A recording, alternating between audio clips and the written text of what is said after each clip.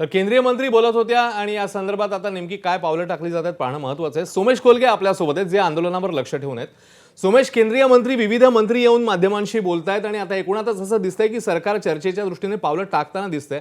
मात्र इकडे सीजेपीने भूमिका घेतली आहे की आपल्याला नड्डांशी चर्चा करायची नाही, तर तिकडे जितेंद्र सिंग म्हणतात तुम्ही सांगाल तिथे आम्ही चर्चेला तयार आहोत।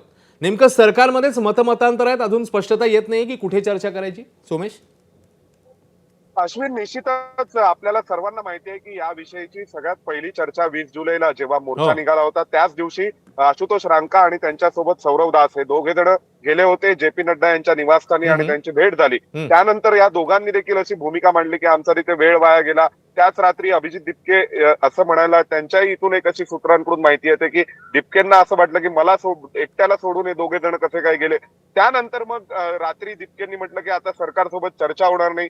मग दुसऱ्या दिवशी अशी भूमिका मांडण्यात आली सीजेपीकडून की चर्चा व्हायची आहे तर होईल, पण ती कुठल्या तरी कॉन्स्टिट्यूशन क्लबला किंवा सरकारच्या प्रतिनिधींनी म्हणजे नड्डा असतील किंवा जे कोणी असतील त्यांनी इथे आलं पाहिजे जंतर मंतरला, अशी भूमिका त्यांनी मांडली। आणि त्यानंतर मग आता नड्डांकडून पुन्हा असं म्हटलं जाते किंवा सरकारकडून सांगितलं जाते की आम्ही कुठेही तुम्ही, तेव्हा सरकार म्हणत होतं की आम्ही कॉन्स्टिट्यूशन क्लबला पण येऊ किंवा कुठल्या तरी खासगी ठिकाणी आपण चर्चा करू, पण त्यानंतर आता पुन्हा म्हटलं जात आहे की आम्ही नड्डांच्या घरी जाणार नाही, कार्यालयात जाणार नाही। नड्डा म्हणतात की तुम्ही घरी किंवा कार्यालयामध्ये भेटू शकता आणि आता सीजेपी म्हणते की आम्ही सरकारसोबत चर्चाच करणार नाही।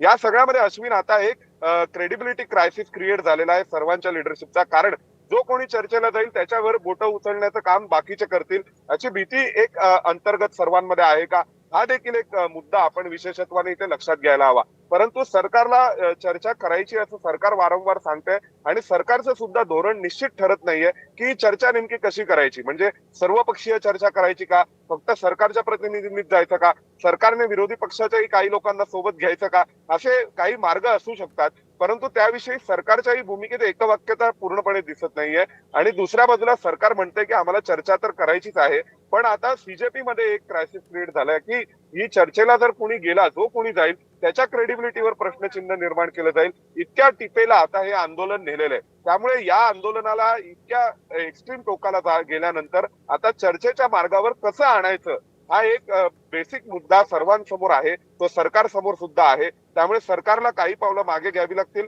आणि सरकार जर 2 पावलं मागे गेलं तर कदाचित या आंदोलनकर्त्यांचाही जो त्यांचा नेतृत्वाचा विषय आहे तो सॅटिस्फाय होईल आणि त्यानंतर मग चर्चेची दारं उघडली जातील असं दिसतंय। पण त्या चर्चेतूनही जो तोडगा निघेल तो तोडगा पुन्हा या गर्दीनी स्वीकारला पाहिजे, हे एक पुढचं आव्हान असणार आहे, कारण ही गर्दी कोणत्या तरी एकाच नेत्याचं ऐकते असं चित्र आता दिसत नाहीये।